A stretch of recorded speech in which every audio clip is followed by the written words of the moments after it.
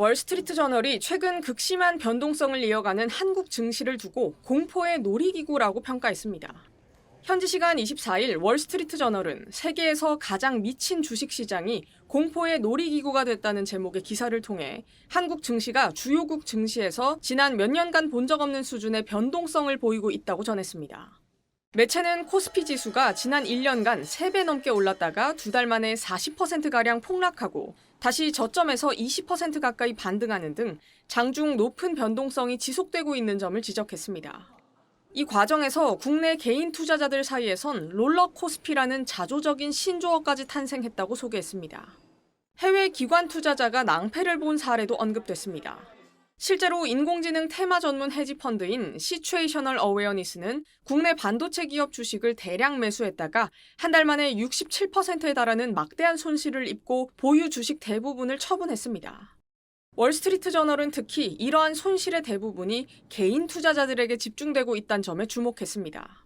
전 재산을 잃은 청년 투자자의 사례를 들며 한 25살짜리 투자자는 예금과 기존 투자 수익으로 투자를 시작했다가 SK하이닉스와 단일 종목 레버리지 ETF로 투자금을 전부 잃었다고 했습니다.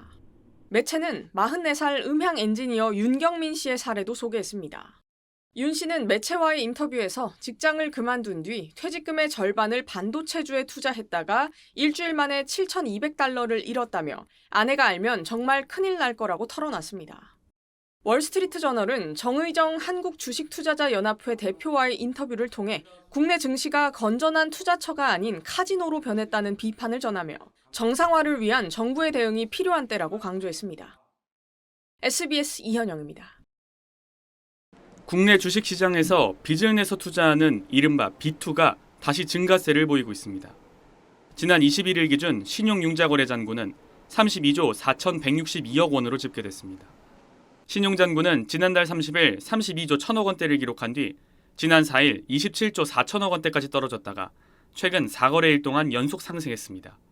신용융자거래는 개인 투자자들이 증권사로부터 자금을 빌려 주식을 사들이는 형태로 B2의 대표적 지표로 꼽힙니다.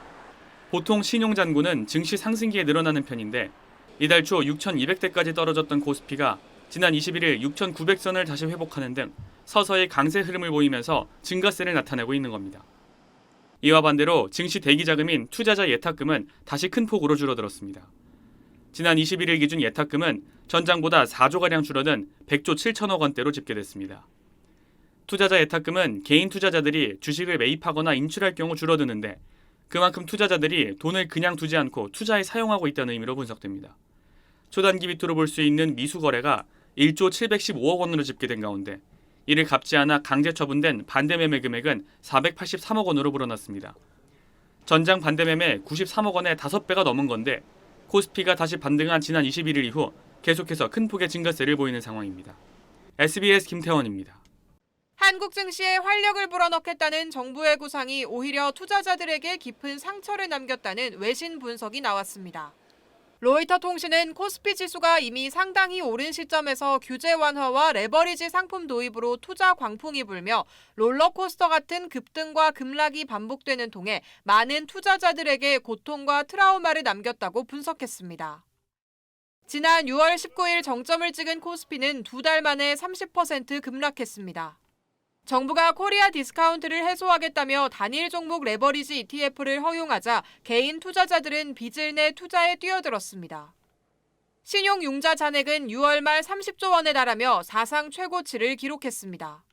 AI 붐으로 삼성전자와 SK하이닉스가 시가총액 1조 달러 기업으로 도약하면서 투자 열기는 극에 달했지만 7월 초 한국 공포지수가 사상 최고치로 치솟으며 분위기는 급격히 반전됐습니다. 주가 폭락은 심리적으로도 투자자들에게 큰 상처를 남겼습니다. 일부 투자자들은 미국 시장으로 눈을 돌리기도 했지만 국내에서는 관련 규제 강화에도 불신이 여전합니다. 유진투자증권은 기업 지배구조 개선 성과가 자리 잡기 전에 변동성이 지나치게 커져 외국인 장기 투자가 어려워졌다고 지적했습니다. 한국 증시는 여전히 지난해 10월 대비 2배 이상 높은 수준에 머물러 있지만 투자자들의 상처와 불신은 쉽게 치유되지 않을 전망입니다. SBS 정다은입니다.